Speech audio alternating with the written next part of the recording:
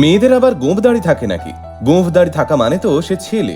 জানলে চমকে যাবেন, এই গোঁফ দাড়িওয়ালা মেয়েটাই উত্তরপ্রদেশের মাধ্যমিক পরীক্ষায় ফার্স্ট হয়েছে। সারা রাজ্যের লাখো লাখো ছেলে মেয়েকে পেছনে ফেলে এই 16 বছরের মেয়েটা 98.5% নাম্বার পেয়ে টপ করেছে। 600 নাম্বারের মধ্যে পেয়েছে 591। কিন্তু সোশ্যাল মিডিয়ায় কিছু নিকৃষ্ট মানুষ মেয়েটার মেধা না দেখে নোংরামিতে ভরা ট্রোলিং শুরু করেছে এই মেধাবী ছাত্রের গোঁফ দাড়ি নিয়ে।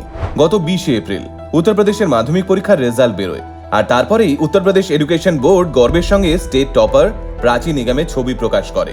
আর সঙ্গে সঙ্গে কিছু বিকৃত রুচির মানুষ দাঁত নোখ বের করে ঝাঁপিয়ে পড়ে 16 বছর বয়সী এই বাচ্চা মেয়েটিকে ট্রোল করবে বলে। মেয়েটির ছবি এবং ভিডিও ঝড়ের গতিতে শেয়ার হতে থাকে, আর তার সঙ্গে লেখা হতে থাকে প্রাচী নিগম আসলে ছেলে, পরিচয় লুকিয়ে মেয়ে সেজে পরীক্ষা দিয়েছে। কেউ লেখেন আর কিছুদিন গোঁফদাড়ি না কামালেই প্রাচীকে ইন্ডিয়ান ক্যাপ্টেন রোহিত শর্মার মতো লাগবে। কেউ কেউ আবার এক কাঠি ওপরে লেখেন প্রাচী নিগমের উচিত জিলেট ব্লেড অথবা শেভিং ক্রিমের ব্র্যান্ড অ্যাম্বাসাডার হওয়া। এমনকি কিছু মেয়েও প্রাচী ছবিতে কমেন্ট করে বিউটি পার্লারে গিয়ে একটু গোঁফদাড়িটা ওয়্যাক্সিং করে নিলেই তো আর এমন বোন মানুষের মতো দেখতে লাগে না বোন। এবার ভাবুন, একটা 16 বছরের বাচ্চা মেয়ে যে জীবনের প্রথম বড় পরীক্ষায় এত ভালো রেজাল্ট করেছে, সে কতটা আঘাত পেতে পারে এই কমেন্টগুলো দেখে। যেখানে সারা রাজ্যের প্রাচীকে শুভেচ্ছা জানানো উচিত, সেখানে দেশের মানুষ প্রাচীকে হিজড়া, ছক্কা, ট্রান্সজেন্ডার বলে ট্রোল করছে। একটা 16 বছরের মেয়ের কাছে এর চেয়ে বড় ট্রমা আর কি হতে পারে? মেয়েদের মুখে গোঁফদাড়ি থাকাটা কি অস্বাভাবিক কিছু? পরিসংখ্যান বলছে ভারতবর্ষের প্রতি 10 জন মেয়ের মধ্যে একজন মেয়ের ফেসিয়াল হেয়ার থাকে। আর এই গোঁফদাড়ি গজানোর কারণ হলো পলিসিস্টিক ওভারিয়ান সিনড্রোম বা পিসিওএস। এই পিসিওএস এর কারণে অনেক সময় মহিলাদের শরীরে অ্যান্ড্রোজেন নামক একটা মেল হরমোনের আধিক্য দেখা যায়। এই অ্যান্ড্রোজেন নামক মেল হরমোনটি পুরুষদের গোঁফদাড়ি গজানোর পেছনে মূল ভূমিকা পালন করে। এবার যে মেয়ের শরীরে অ্যান্ড্রোজেন ক্ষরণ হবে তার খুব স্বাভাবিকভাবেই প্রাচীর মতো ফেসিয়াল হেয়ার গ্রোথ হবে। শিক্ষিত সমাজ এটাকে মেনে নিতে শিখেছে, কিন্তু যারা শিক্ষা পাওয়া সত্ত্বেও অশিক্ষিত তারাই এটাকে নিয়ে ট্রোলিং করে।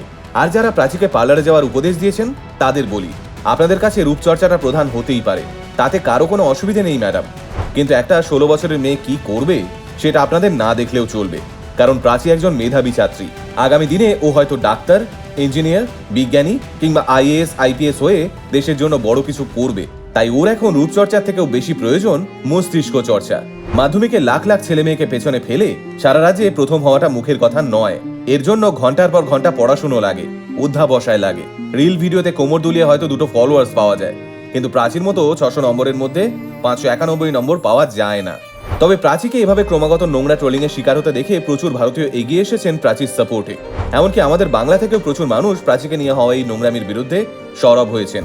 এগুলো দেখলে মনে হয় ভালো এবং শিক্ষিত মানুষেরা আজও বেঁচে আছেন আমাদের মধ্যে।